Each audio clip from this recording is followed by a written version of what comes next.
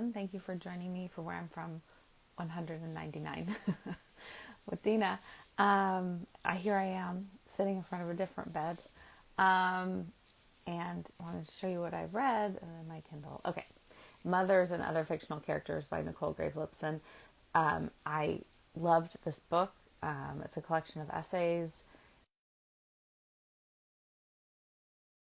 the friendship plot, and the one about mothers who think, which is also the title of Nicole's Substack, which I recommend. It's great. Hi, Dina. Hi, Allison. Thank you How so are you? much. I'm good. Oh, How are you? I'm good. I don't usually bring people's books on because every many people have a book, but I brought yours because Oh, um, I feel like it's so important. Like obviously all books are important, and thank you for sharing your stories. But this book, It's Your Body, The Young Woman's Guide to Empowered Sexual Health. I am not a young woman, and I read it and I thought it was so powerful, and I wish it had been around when I was a young woman. And I recommend it to all my friends who have daughters. Get it. And thank- sons, but I can't seem to get my sons to read it. So but the knowledge is in me and gets passed on. Um but it's a great book. So I just wanted thank you to so give you a shout much. out. Thank you. It's just having its year anniversary of Oh being in my the world. goodness. So, yeah. That's really So, exciting. And thank you for joining me for 199. well, I'm honored. It was a really great experience to do this project and to write this poem. And it brought up a lot, and it was very it was a powerful experience to write that. So, I'm so glad to hear that. It was obviously for me because I'm doing this all these years later, but I just along with saying how important your book is, I do think all of our stories are important, and I think the more we get in tune with them, the better for everybody. yeah. So, um, and you just got back from backpacking. I I saw some did. pictures. It looked amazing. Yeah, I moved to Santa Fe, New Mexico 2 years ago from Mm. California, and I'm really enjoying living here. And there's these beautiful, very high elevation mountains where I've never been. And so it's getting to explore new terrain. And Mm. I love backpacking. I have a fantasy of someday doing segments of the Do you? PCT. I wondered. Oh, Uh-huh. yeah. But it's good to start with a Yeah. two-nighter, 50 Yeah. miles. Yeah, we had a really powerful and beautiful trip last weekend doing that. So, I think getting out there, there's nothing like I have not ever done it. I've done it with like a group of with donkeys with carrying my things a long, long time ago in the Andes, and that was very cool. Um yeah, I'm a carrying little your nervous things. about It's not very gonna lie. different. That Yeah. makes me very I have some neck and shoulder things, so it makes me like nervous. Right, right. You got to be in good shape. And I'm Yeah. actually very fortunate because I have a wonderful adventure partner who does not mind carrying a lot more weight than I do.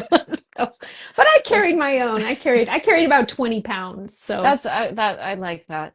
It's the yeah. 50 pounds that I start to feel like, oh No, no, I just no. can't. Yeah. Yeah. So yes, would you like to read your poem or say anything else I before you do? would.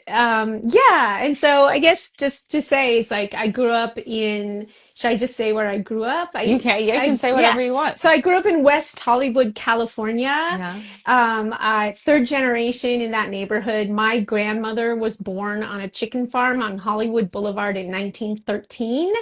And she lived her whole life in Los Angeles. She raised my mom in Los Angeles, and that's where I grew up in West Hollywood, which back then was a very middle class Jewish neighborhood. It's changed a lot.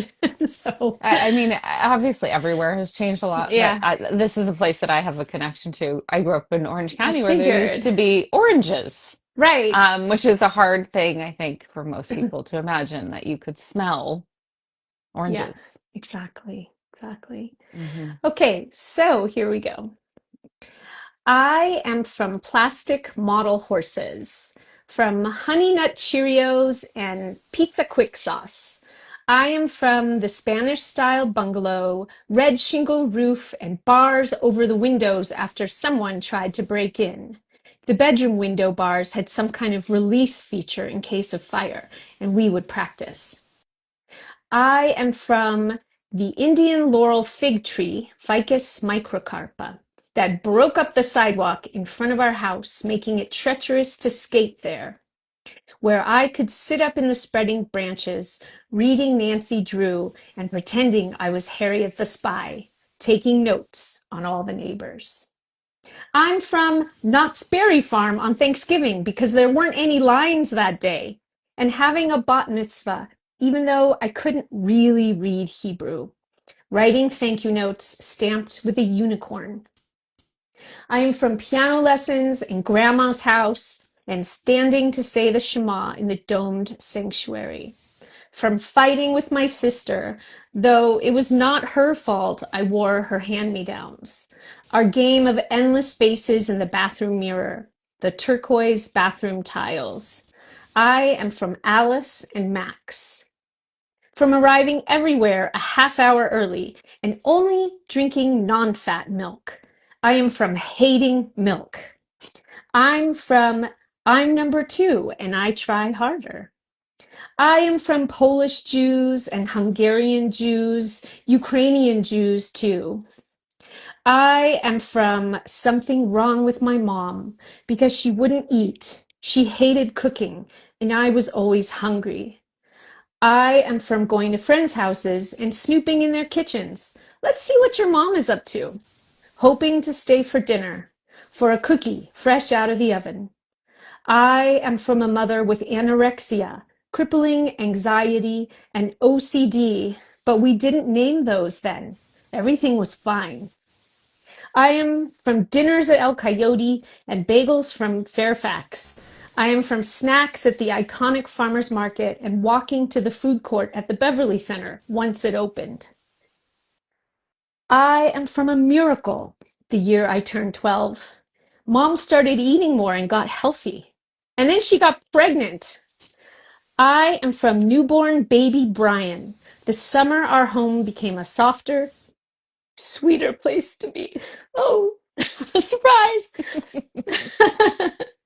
My mother surrendered in a rocking chair, my tiny baby brother in her arms. I'm from pink skin like a lamb's ear. Bath time in the kitchen sink, coos and giggles. I had something none of my other friends had. I am the sad story of my cousin Janine, who died at age 15. My sister remembering her, convinced she had leukemia too.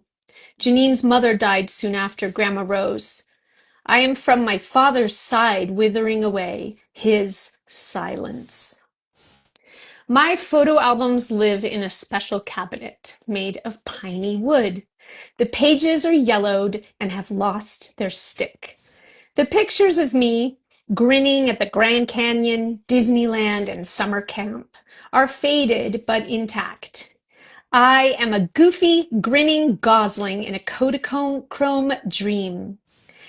I face my hurts now and touch those tender places. The present me grows more real. Thank you so much. You'll see if Thank you watch this back that I started clapping when you talked about your brother, because for some reason I think that's where the poem ended from, or where it ended in my imagination.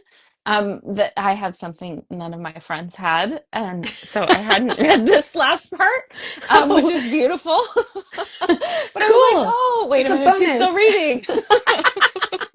Um, Uh, so anyway, that was really emotional. Were you yes. surprised at how emotional it was? Yeah. Yeah. It was, well, it's, my mom passed away in 2020 and Yeah. it's just powerful to yeah, yeah, we're always working with the truth of like what all the things that used to be denied in the 1970s. When we were kids, we didn't talk about mental illness or problems or issues or trauma or bullying, and so for me it's like interesting, like do I go back and just touch on the photographic Hmm. cuteness, or Hmm. do Hmm. I dig a little deeper Mhm. and I'm always working through, the what is brought down to me and what am I Mhm. passing on and what Yeah. is our family lineage Yeah. and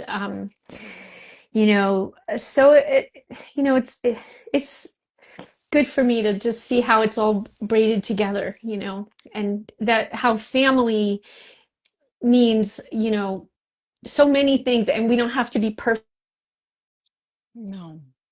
I put it on do not disturb. Clearly, I don't know how to use my iPhone.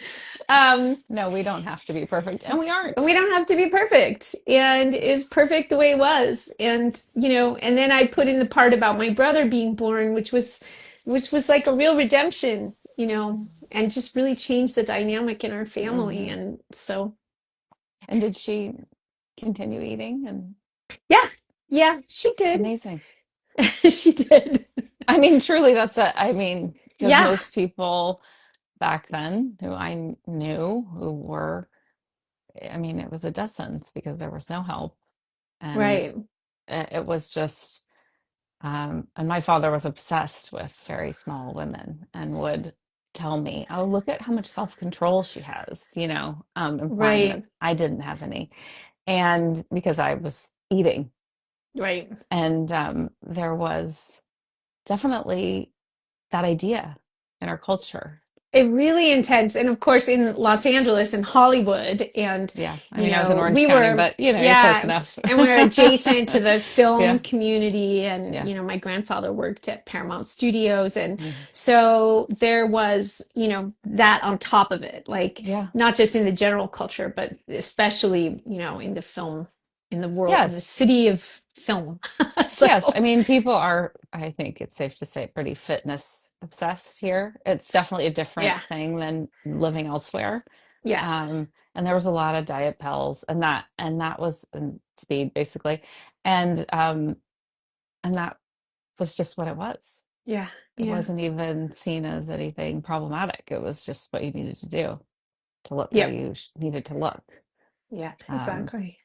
so, well, that's amazing. I'm happy for your mom and you, all of Yeah, you. thank you. Yeah. That was, I obviously all the things about LA too, like the tile and Knott's I Berry know. Farm and all of that just resonates with me. It's funny to think of. I don't know if you ever read Steve Martin's book, but he worked at Knott's Berry Farm and his description of what it was like back then. I mean, he's older than us, obviously, but it just is. It's not like that anymore. It's not a farm with like No, folks and no. people playing banjos. We used to Um, go to this, they had like this little show about the Mrs. yeah, Knott's like yeah, trip across the yeah, through the Dust Bowl and yeah, the hunger, and there was no water for the horses. And like yeah. we would always go to that show, and Mhm. my dad would always quote when we were yeah, I just remembered that if we were complaining about something and Mm. he'd just go, and there was no water for the horses. It's funny. Yeah. But yeah, so I figured maybe you would resonate with some of that, Oh, for sure. I since you mean, grew it's, up out there. yeah. And I love hearing it anyway, just thinking about, I mean, I didn't live in LA, but the Yeah. Beverly Center opening and you can feel it sometimes Yeah. like how it used to be such a fancy place. And I mean, I've I lived here don't know. since the 90s and it was even much cooler then than it is now. I I mean, it's haven't been just, back. yeah, Uh, it's weird. It's like a weird yeah. place. I mean, Well, before it was the Beverly Center, it was yeah. this beautiful little amusement park called Kittyland. And Oh, there's I didn't know. documentaries about that on YouTube. It had Oh, pony rides and this tiny little roller coaster and dark rides and one of those classic carousels. And I also remember going to wow. that as a kid. Um, when I was a young child, we would just go there for little fun times. And yeah, I left Los Angeles at age 18 and I never Hmm. lived there again. And then my parents left as well. So we didn't, Hmm. and so, so looking back at that, it's just like so far in my past to me and like another Yeah. lifetime. But Mhm. yeah, our house was so beautiful. I mean, it was just a lower middle class house, but I just remember the tile bathrooms and Yeah. those red shingle roofs. I mean, these Yeah. classic Spanish style Yeah. bungalows. I remember my parents said they bought it for $30,000 in Yeah. 1963, you know. Yeah. So, and there was, and someone was like, "Oh, that's too much money. Don't buy it."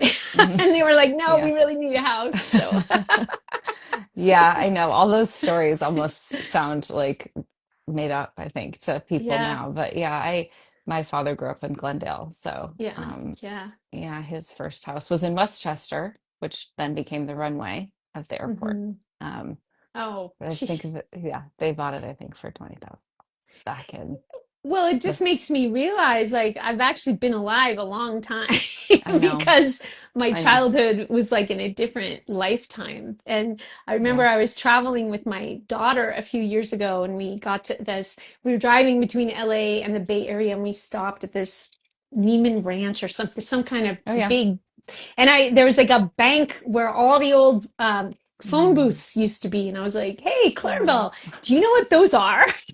What do you think those yeah. were for? And she's like, Yeah. yeah, Mom, I know what they were for.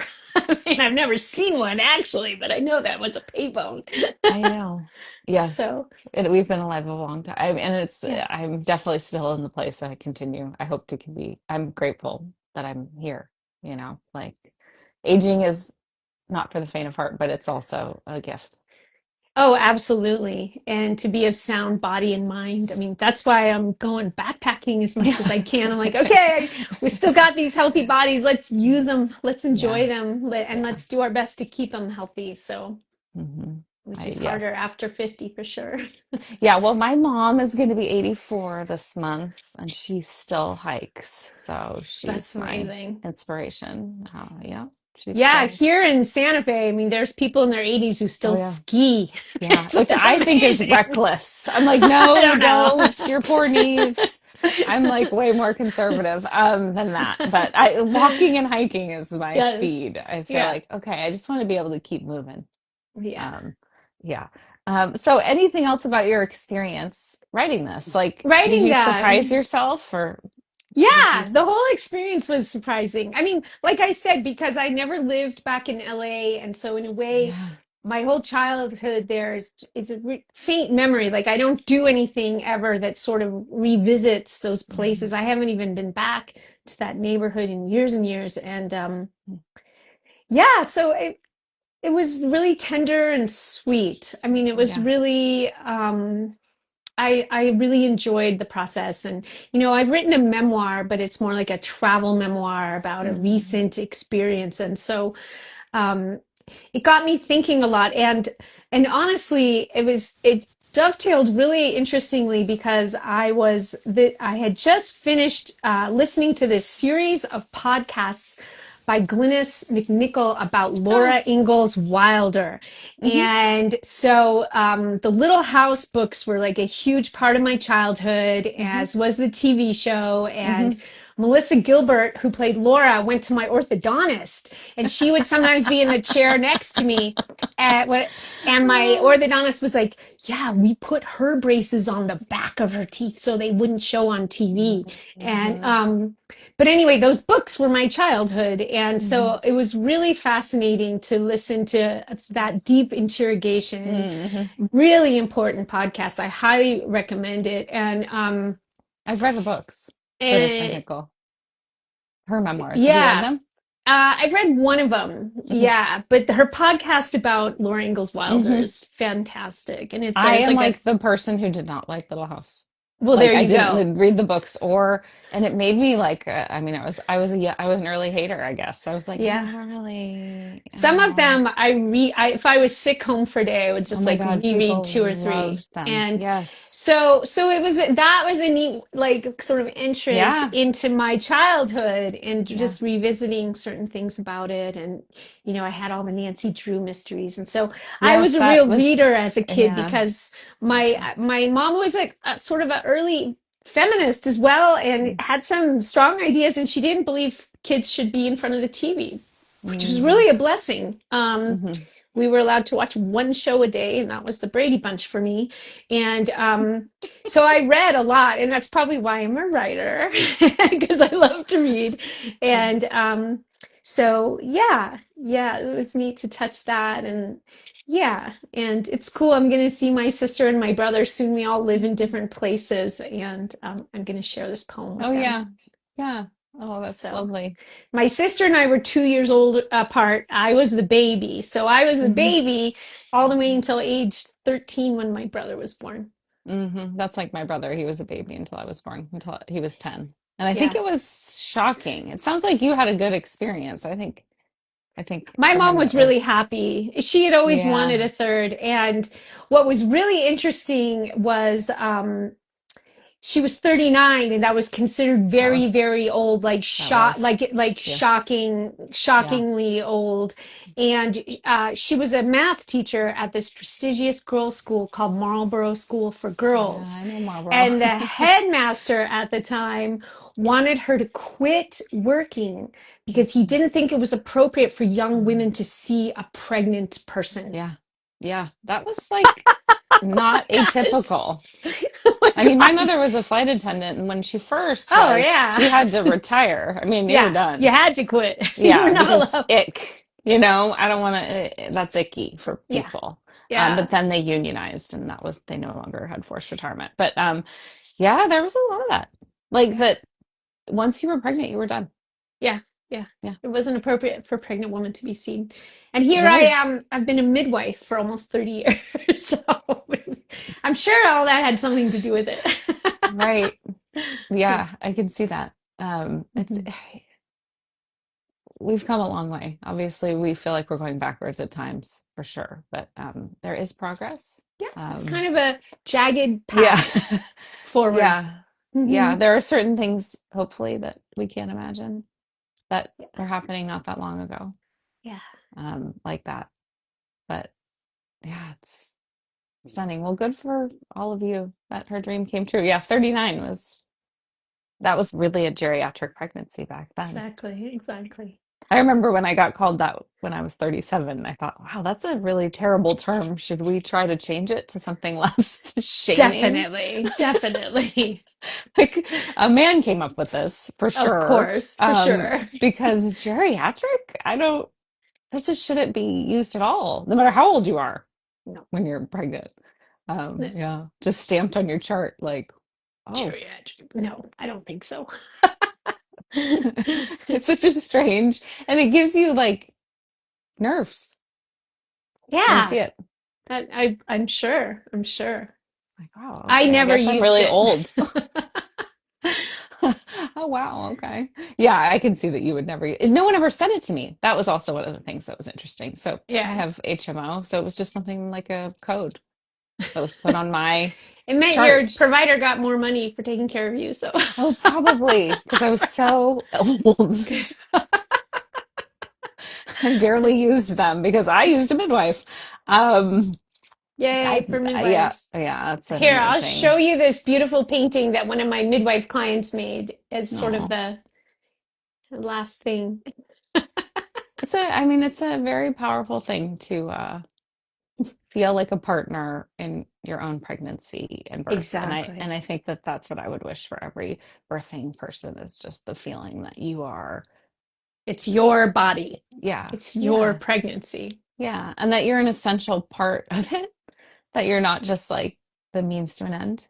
Right. I think sometimes it can feel like that, and yeah, I found it very empowering giving birth. Beautiful. Happy Yeah, to hear I that. would wish that for everyone. Me Um, too. Well, thank you so much, Dina. It's always a pleasure talking to you. And if you ever do return to Los Angeles, let me know. I sure We can will. go to the farmers market. We can go Oh my by your old gosh. neighborhood. Could go to Cantor's on Yeah, Fairfax. yeah, still there. I mean, I do really like, I think maybe now we're into a place where we're like holding on to these old places. Like there was a time when everything was just, whatever, just get rid of it. It's Mhm. old. And I think now we're kind of to the other place of like, oh, we need to hold on to these Yeah, historic, which makes me very happy because, I mean, Los Angeles can be bad about their history. So I'm glad yeah. that we're to that place. Yeah. So let me know and thank you for being flexible. I'm so glad Sure. you were 199. That's a beautiful number. I like it. I'll take Yeah. it. All Okay. right. Thank you, Dina. Have a beautiful day. You too. Okay. Bye Bye. bye.